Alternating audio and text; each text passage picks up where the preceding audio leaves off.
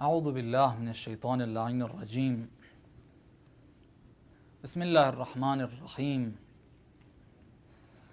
الحمد والثناء لله رب العالمين بارئ الخلائق أجمعين باعث الأنبياء والمرسلين، ثم الصلاة والسلام على سيدنا ونبينا وحبيب قلوبنا وطبيب نفوسنا وشفيع ذنوبنا أبي القاسم المصطفى محمد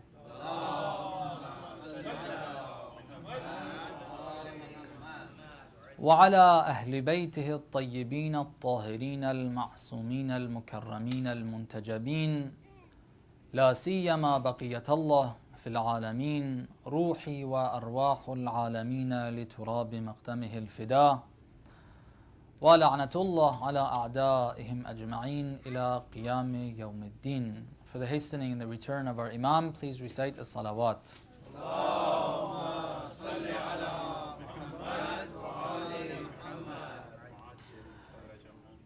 Well, the moon was not sighted apparently last night, and therefore in the next hour we're going to be entering the holy month of Ramadan, inshallah.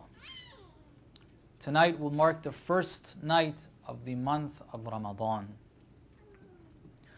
What we tried to do in the previous session was to try to give us some reminders about the importance of the month of Ramadan.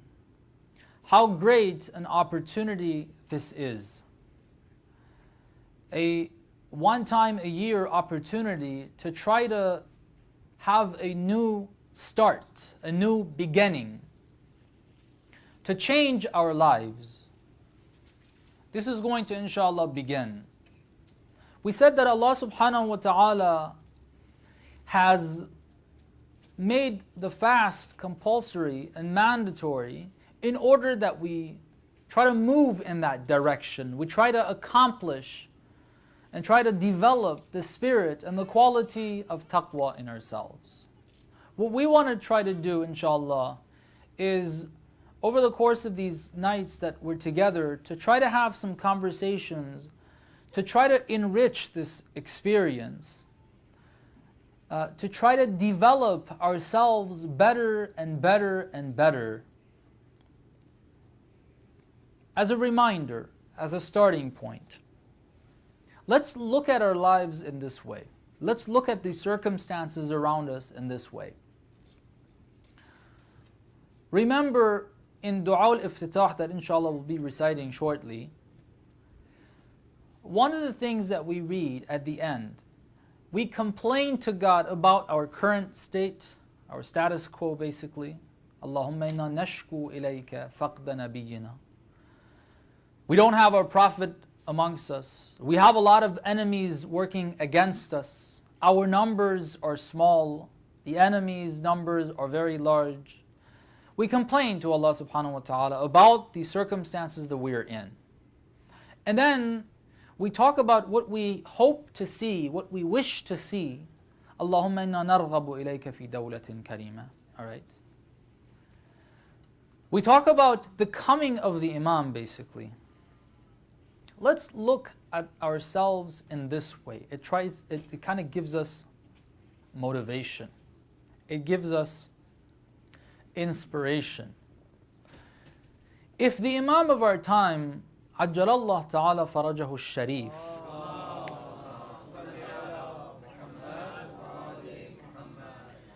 were to start his mission in this coming year, where would we fall? Where would we be?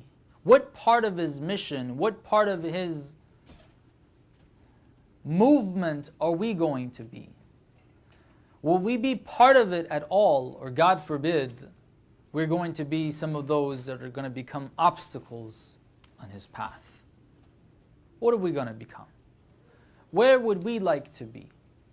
When we read the history of the Ahlul Bayt, that we've been taught, we've read, we've heard the stories, we've heard the companions of the Ahlul Bayt. We hear about, for instance, Salman al-Farsi, who was a companion of the Holy Prophet and the companion of Amirul Mu'mineen Salamullah alayhi. When we hear about this man and how he was described by the Holy Prophet and the Ahlul Bayt, we admire that and we would like to be someone like him. When it comes to the history of Amirul Mu'mineen, there's a particular individual that stands out, Malik al-Ashtar, the companion of the Imam that we see the Imam relied upon. The Imam fought many battles. This man, not just with the ability to fight, there were a lot of other peoples that knew how to fight as well. It wasn't just that. He had insight. He wasn't fooled. He was able to pull the crowds towards the Imam. These are some qualities that Amirul Mu'mineen spoke very highly of. When we read that history, there's a lot of people that are just nobodies. You don't hear anything about them. All right? They were there. Sometimes we don't even hear a name of them. And then you have people that you hear their names, some of them, good companions or were of use to the Imam. They helped out. Then you have people that were very, very special characters in that history.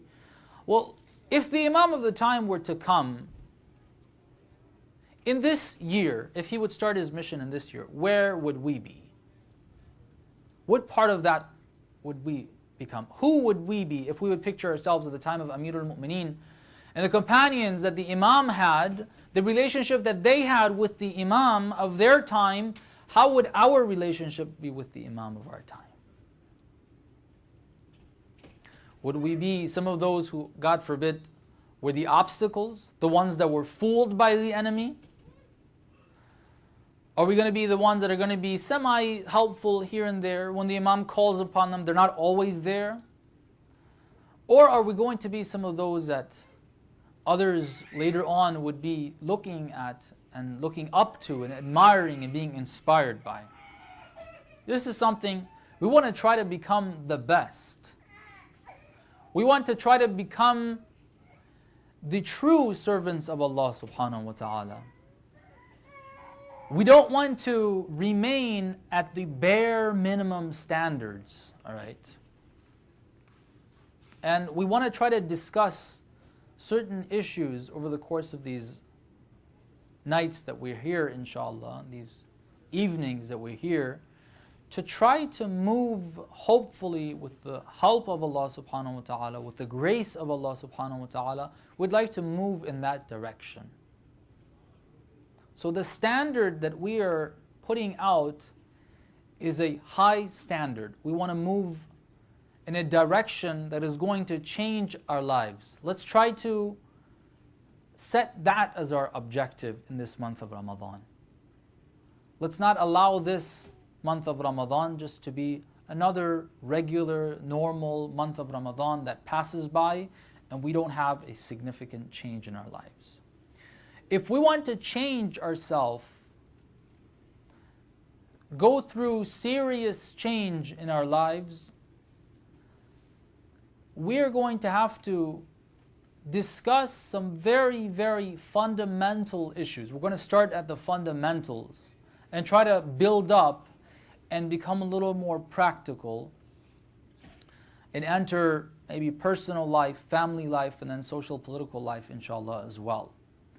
Some of the very, very fundamental points in life make a huge difference in how we live our lives, what decisions we make in life, where we decide to work, what type of career we decide to have for ourselves. They make a huge difference. And a lot of times we see them being neglected. We don't see much attention paid to them. A very important question that we'd like to find answers for, and we have to try to find real answers for ourselves. This is personal. It's between us and God. It's trying to understand what answers we truly have for these questions, and everybody has to think for themselves. The very fundamental question, the first one that I like to raise and we like to discuss a bit in this session, is how we define prosperity. Everybody's trying to look for perfection and prosperity. Everybody. No matter who it is, Joe Average, non-Muslim, on the street, drug addicts, everybody is trying to look and trying to acquire perfection and prosperity.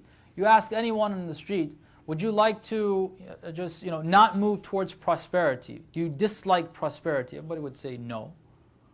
I like prosperity. I like to have a prosperous life. Everybody is working towards what they understand as prosperity. Sometimes I see the youth. I was walking in the shopping center towards Walmart, actually in Hagerstown, where I was, and I saw some of the youth. I'm not sure if they were teenagers or they were in their early 20s. The way they were dressed, the way they had colored their hair, the way their clothes were, and the cigarettes that they were carrying, the type of conversations that they were having, the type of mingling that they were having. And I was thinking to myself, and looking at the elderly in that community as well. Walking downtown, it's a pretty small town, Hagerstown is. I don't know if you get that experience here or not. It's good to try to reflect by looking at people. I was looking at the elderly in that community as well. Or people in their middle ages. A lot of people just hanging around, homeless, not having much to do, not having much to eat, not having, from a worldly, from a materialistic perspective. I would see these youth, I saw these youth busy with what would keep them busy with, all right? And seeing that even from a materialistic perspective, what they see right now as prosperity, what they see as fun that they're trying to get to, getting together with friends, going out, nightclubs, possibly getting involved with drugs, alcohol, all of that. All these things that they have fun with that keeps them busy from more important things. Down the line when they're 30, when they're 40, when they lose their beauty, when they lose their physical strength, gradually they start to, if they open their eyes, they start to look back and regret a lot of the things that they had done in the past. All right. But as youth, they don't see ahead of them. They're trying to work for what they see as prosperity at that age. They're looking for fun. They're looking for enjoyment. They're trying to enjoy themselves. Everybody else is trying to enjoy themselves as well. Nobody's trying to purposely and intentionally just harm themselves without an objective that in the end is going to be enjoyable for them. Everybody's trying to work for that. We go through hardship to try to develop something.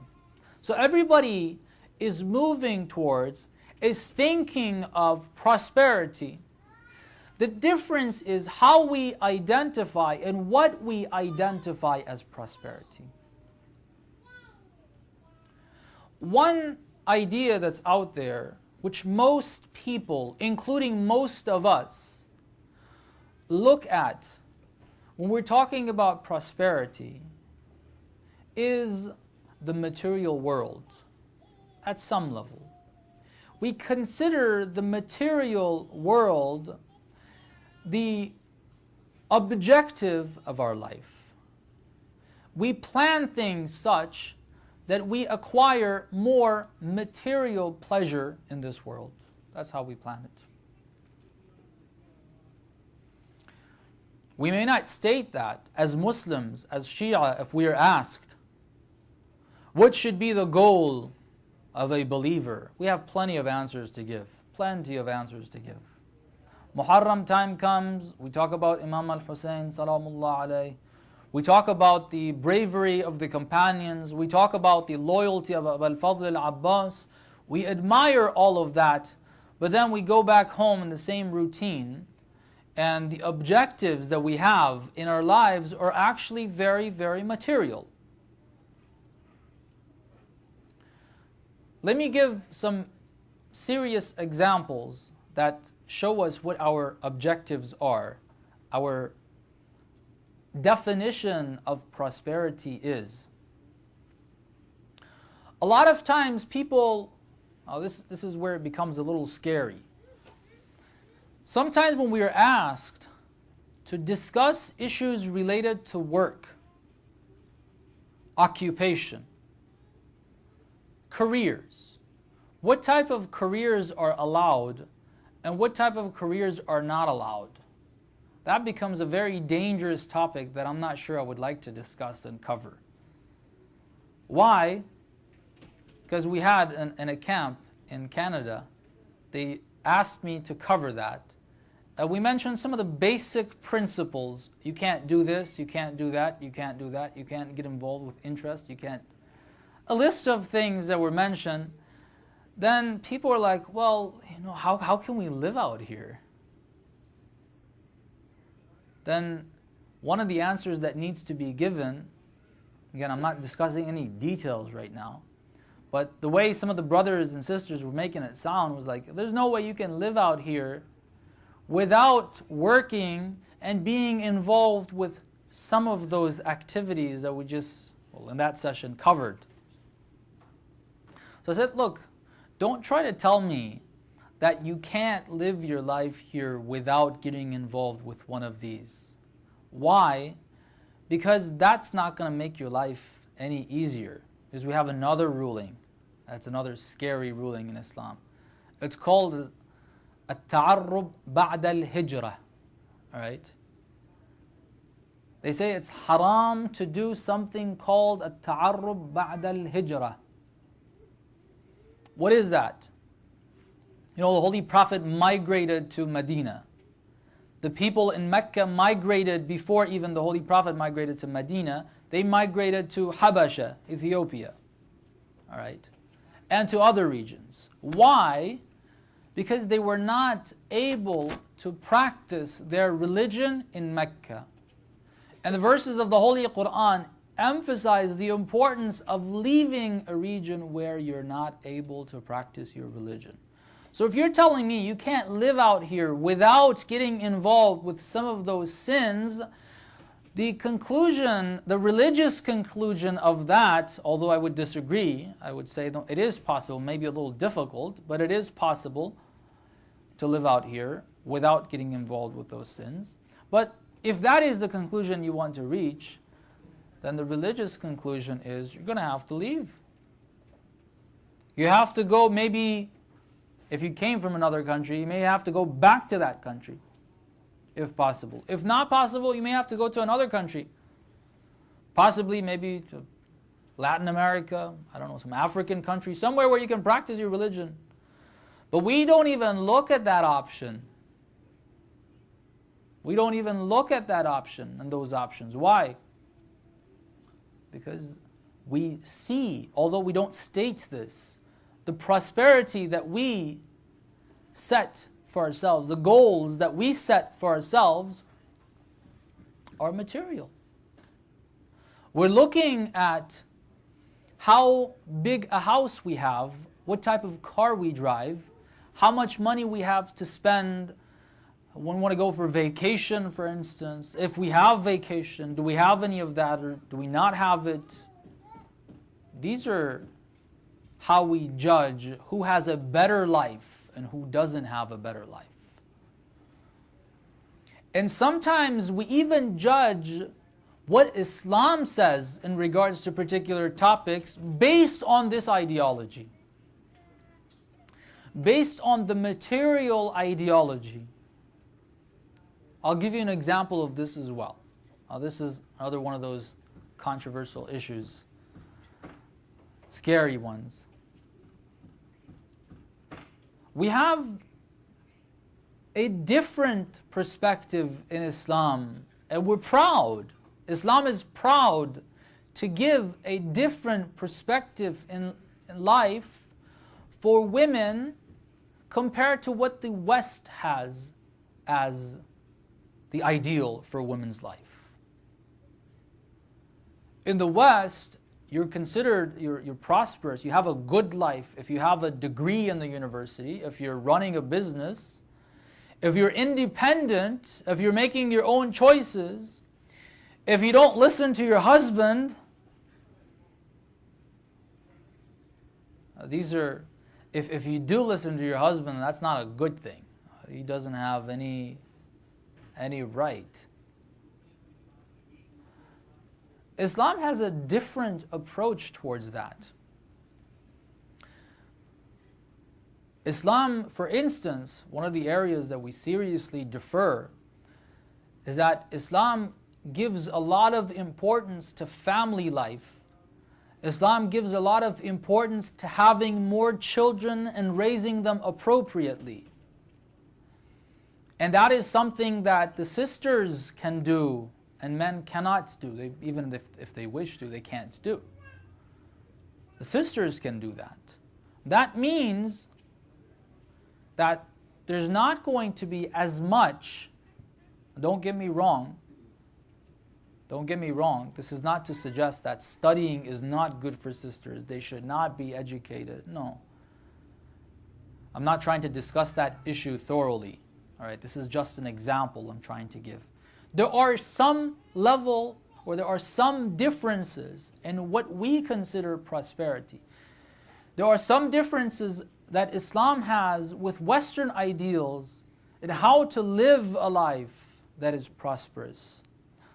But the Western standards are different. Then when you try to explain some of the ideals, for instance, motherhood itself is not something that is admired in the West. That's why you have less children, you have less women that like to have children or want to have children.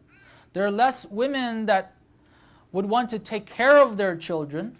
There are more women that talk about abortion, and there's a lot of children that are dying because of this abortion, although people maybe not like to call them children. Now, this is the Western lifestyle. Right? These are some of the priorities and some of the standards that are put out for people in the West. A lot of us as Muslims, we have taken these on board. All right? The material gain, material benefits, money, housing, cars, control over that. These are some of the areas that we consider prosperity in. What Islam shows, I'm sure many of us, most of us, have some level of understanding when it comes to this, but we need to deepen that understanding, try to develop that as something that is truly there. The first step, the very first step, because there's stages of development.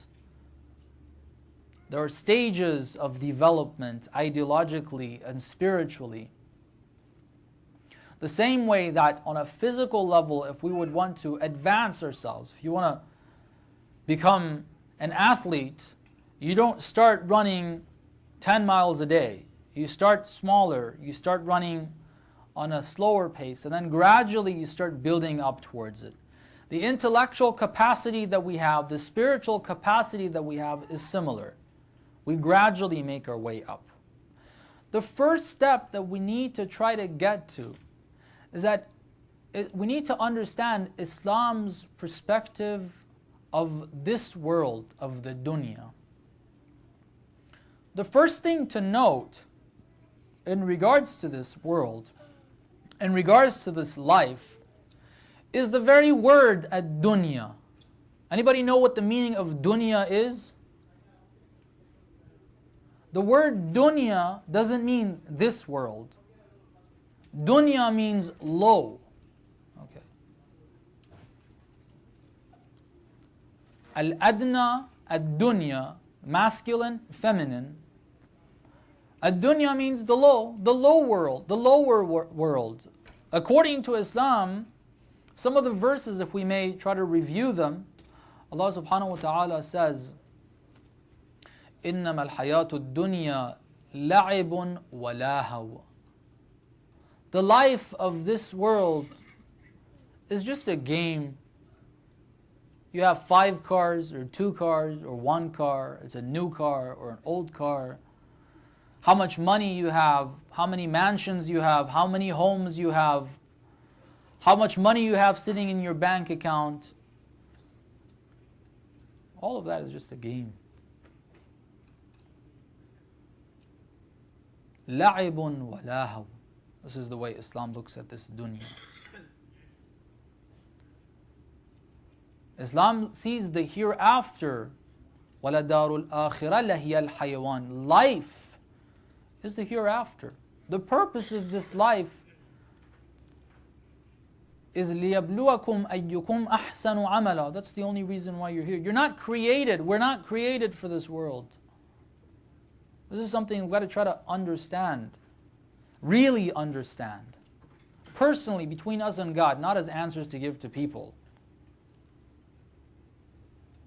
Do we really see this dunya as la'ibun wa lahaw? If we see those who are a bit older, when you see a child playing on a video game, some of them are pretty attractive, even maybe to the elders. They may spend some time on those video games as well. But no, when we're in our minds, not fooled by the attractiveness of the game, looking at that child spending so many hours on that game and thinking that it's so important, even if it's not just a video game, maybe it's sports, but spending too much on that and making that the goal of their life, even from a materialistic perspective, you look at them and say, you know, they're keeping themselves busy with something that's not too important. You can only go up to a certain age with this. Even athletes, they're going to have to think about what they're going to do after 30 or 40. They have to figure that out. People who become big shots, I don't know if you read much about Steve Jobs.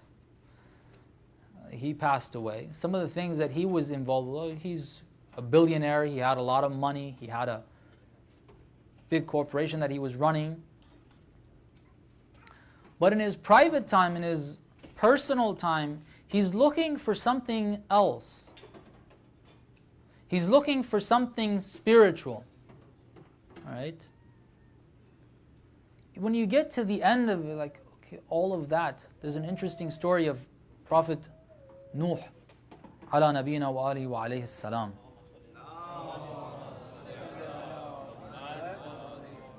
So he lived a very, very long life. Some say over 2,000 years. That's a lot of time. If we may get up to 100. If we push it, if we really plead hard, give a lot of charity, make sure we keep healthy, all of that, you can maybe live up to 100, 110, 120, you can't. This Prophet lived for 2,000 years, all right. When the angel of death, alayhi salam, although we're kind of afraid of him, but he's a good servant of Allah subhanahu wa ta'ala. When he came to take the Prophet's life, the Prophet asked, can I step into the shade? He was under the sun. Can I step and be under shade when you're taking my life? He said, go ahead. Then after he stepped into it, then the angel of death asked him, how do you view the 2,000 years? He said, you saw that step that I just took? All of it feels like that. All right. The life in this world, just look at your own experience, how many years you have lived. Okay. All of that is just memories. And all the rest of it is going to remain as memories as well. This life is not what we are created for. What we are created for is something much, much more profound than this. Again, the first level of understanding that we like to have is this, just understanding that this life is just a game, meaning that there's a purpose for us in this life. We're here that, according to the verses, so that we are tested. أَيُّكُمْ أَحْسَنُ عَمَلًا الَّذِي خَلَقَ سُورَةُ الْمُلْكِ الذي خلق الموت والحياة ليبلوكم أيكم أحسن عملا. That's the purpose in our lives. That's why one of the names of Yawmul Qiyamah, the day of judgment, is Yawmul Hasra, the day of regret. All right, the day of regret. Even the believers are going to be regretful. Why didn't I do more? Why did I spend my time on something that was worthless? It's all gone. It's all gone. If I would have recited one more verse, I would have had eternal blessings more than what I have right now. Because that world is eternal. It doesn't come to an end. There is no end to it. Whatever this, even if you live 10,000 years compared to eternity, it's nothing. Because eternity doesn't end. So if you can gain just a little more in that eternal life, which one's more important, to work for this life or for the eternal life? This is something that we got to try to develop in ourselves. And one of the problems that we have, brothers and sisters, is the problem of ghafla, negligence. We hear, we know, we've read. I'm pretty sure most of you have read all of this before or heard it before. But we forget. We step foot out of this masjid, go back home, receive a call from work, or wake up in the morning, go to work, and it's all gone. We really have to work hard, brothers and sisters. That's why these du'as, they're supposed to create a connection between us and Allah subhanahu wa ta'ala. If we don't spend that time on a daily basis to keep that connection up high, keep that connection with Allah, the reminders, that dhikr, فَذَكِّرْ إِن نَفَعَتِ الذِّكْرَى, remembrance is beneficial. If we don't do that, we're going to lose. We're going to forget. We're going to keep going back to setting our priorities as material priorities, this dunya. Now, the last point that I want to say in this regard is, at this level of understanding, this is by no means saying that the dunya is not important, meaning that a believer is supposed to live a terrible, miserable life. No, it's not what it means. What it means in brief, because our time is up already, we need to start the dua before Maghrib and finish it inshallah. What it means is, if you have your priorities set, the beauty of Iman and faith, that we have to learn from our Prophet, our Imams, and their students, the ulama, the true ulama who have implemented this in their lives. The beauty of it is, if we have the priorities set straight, whether we have wealth in this dunya, whether Allah subhanahu wa ta'ala gives us a good house, a good car, or He doesn't, or He gives us at some time and then He takes it away from us, it doesn't make much of a difference. It doesn't make much of a difference. I'll give you two stories. One is from the companion of the Holy Prophet sallallahu alaihi wasallam, that lived all the way until the time of Imam al-Baqir. Jabir ibn Abdullah al-Ansari. You know, he became blind, he lost his sight. Once he was in the presence of Imam al-Sajjad salamullah alayhi, if I remember correctly. The Imam asks him, according to this report, what have you developed into? What state are you in? What's your spiritual state? Can you describe that to me? Jabir turns back and says, I have come to a state where I prefer hardship over ease. I prefer difficulty over ease. I prefer poverty over wealth. Right? Usually it's the opposite. We prefer to have loads of money sitting in our bank account, a couple of cars, not really having to worry how we spend our money. But Jabir says, I actually prefer not having the money. I prefer not being at ease. I prefer hardship. This is what I've developed into. The Imam told him that that's not how we are. That's not the way we're supposed to look at life. He says, we are pleased with whatever God gives us.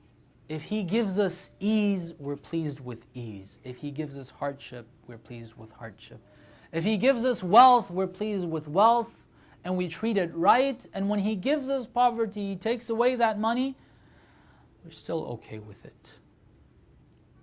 In other words, as I said, it doesn't make a difference. There's something else that they enjoy that this wealth does not play an important role in.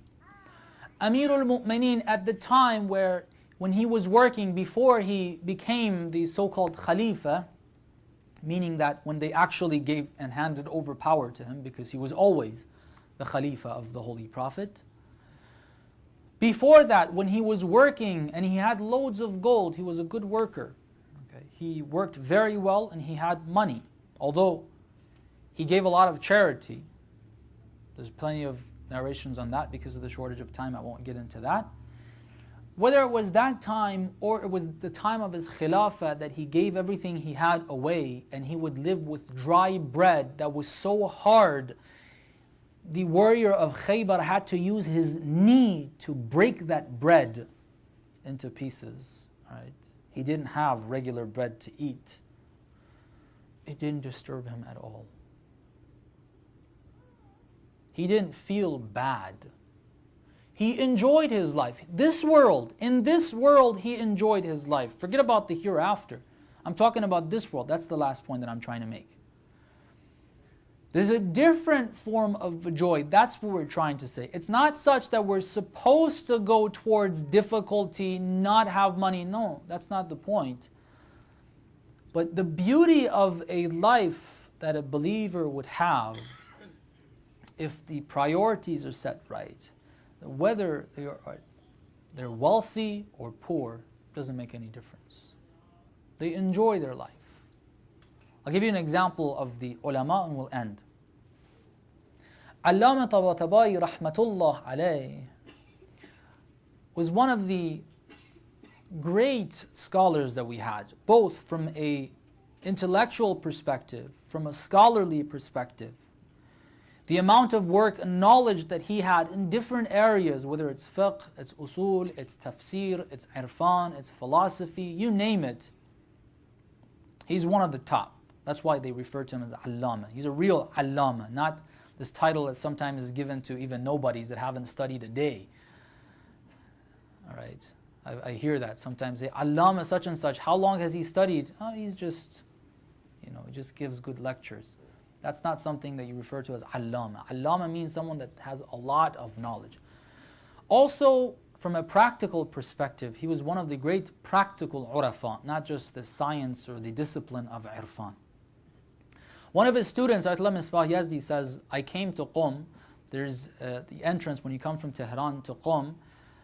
There's a roundabout that's called Haftadudutan. At least after the revolution, it was referred to as that. He said, I arrived there, I saw Allama Tabatabai sitting on the street. And it didn't look right and appropriate. I went to him, he says, and I asked him, why are you sitting like this here? Why aren't you going home? Very calmly, he said, I didn't have money to go home. I didn't have money to pay for a cab to take me home. With ease, sitting there very calmly, very calm. He didn't have a penny in his pocket to pay for a cab, which is very cheap in Qom, at least at that time, to go home. He didn't have that money. But he wasn't worried. He didn't feel bad. If we don't have a few $1,000s in our bank account, we start shivering. Like, what are we going to do? We got bills coming up, we got this, we got that. And there's loads of pills that people take, antidepressant pills. They have all the wealth, they're still taking antidepressants. They all have all these worries. He has nothing in his pocket, he's not worried. He enjoys life. This is the type of life, the type of joy that a believer would have even in this world. Inshallah, further we'll try to discuss in the following nights. We ask Allah subhanahu wa ta'ala, by the right of the Ahlul Bayt, by the right of the Imam of our time, that He hastens the return of our Imam. We ask Allah subhanahu wa ta'ala, by the right of the Ahlul Bayt, that He enables us to become the true and close companions of our beloved Imam. We ask Him to prolong the life of and give good health to all of our maraja, especially the leader. We ask Allah subhanahu wa ta'ala to forgive us all of our sins. We ask Him to give all the believers the hajat that they have, relieve them of all hardships, any ill that we have in this community, elsewhere in the world. We ask Allah subhanahu wa ta'ala to give cure to all of them by the right of the Ahlul Bayt, and also to relieve all the people of the world who are facing oppression from the oppression that they are facing, inshaAllah. Recite salawat.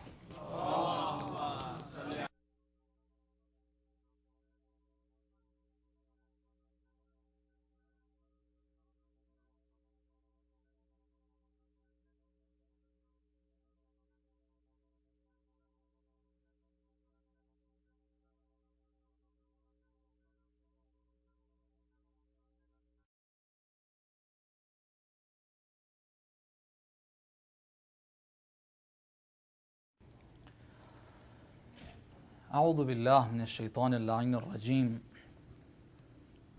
بسم الله الرحمن الرحيم الحمد والثناء لله رب العالمين بارئ الخلائق أجمعين باعث الأنبياء والمرسلين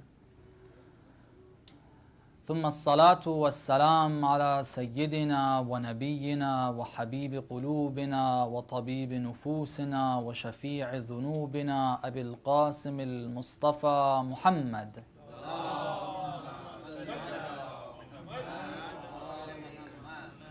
وعلى أهل بيته الطيبين الطاهرين المعصومين المكرمين المنتجبين لا سيما بقية الله في العالمين روحي وأرواح العالمين لتراب مقدمه الفداء ولعنة الله على أعدائهم أجمعين إلى قيام يوم الدين. For the hastening and the return of our Imam, please recite the salawat. اللهم صل على محمد وآل محمد. Well, the moon was not sighted apparently last night, and therefore in the next hour we're going to be entering the holy month of Ramadan, inshallah. Tonight, what are we going to become? Where would we like to be? When we read the history of the Ahlul Bayt, that we've been taught, we've read, we've heard the stories, we've heard the companions of the Ahlul Bayt. We hear about, for instance, Salman al-Farsi, who was a companion of the Holy Prophet and the companion of Amirul Mu'mineen Salamullah alayhi. When we hear about this man and how he was described by the Holy Prophet and the Ahlul Bayt, we admire that and we would like to be someone like him. When it comes to the history of Amirul Mu'mineen, there's a particular individual that stands out, Malik al-Ashtar, the companion of the Imam that we see the Imam relied upon. The Imam fought many battles. This man, not just with the ability to fight, there were a lot of other peoples that knew how to fight as well. It wasn't just that. He had insight. He wasn't fooled. He was able to pull the crowds towards the Imam. These are some qualities that Amirul Mu'mineen spoke very highly of. When we read that history, there's a lot of people that are just nobodies. You don't hear anything about them. All right? They were there. Sometimes we don't even hear a name of them. And then you have people that you hear their names, some of them, good companions that were of use to the Imam. They helped out. Then you have people that were very, very special characters in that history. Well, if the Imam of the time were to come in this year, if he would start his mission in this year, where would we be? What part of that would we become? Who would we be if we would picture ourselves at the time of Amir al-Mu'mineen and the companions that the Imam had, the relationship that they had with the Imam of their time? How would our relationship be with the Imam of our time? Would we be some of those who, God forbid, were the obstacles, the ones that were fooled by the enemy? Are we going to be the ones that are going to be semi-helpful here and there? When the Imam calls upon them, they're not always there? Or are we going to be some of those that others later on would be looking at and looking up to and admiring and being inspired by? This is something we want to try to become the best. We want to try to become the true servants of Allah subhanahu wa ta'ala. We don't want to remain at the bare minimum standards, all right? And we want to try to discuss certain issues over the course of these nights that we're here, inshallah, these evenings that we're here. One of the things that we read at the end, we complain to God about our current state, our status quo basically. Allahumma inna nashku ilayka faqda nabiyyina. We don't have our Prophet amongst us. We have a lot of enemies working against us. Our numbers are small. The enemies' numbers are very large. We complain to Allah subhanahu wa ta'ala about the circumstances that we're in. And then we talk about what we hope to see, what we wish to see. Allahumma inna narghabu ilayka fi dawlatin karima. All right. We talk about the coming of the Imam basically. Let's look at ourselves in this way. It kind of gives us motivation. It gives us inspiration. If the Imam of our time, Ajjalallahu ta'ala farajahu sharif,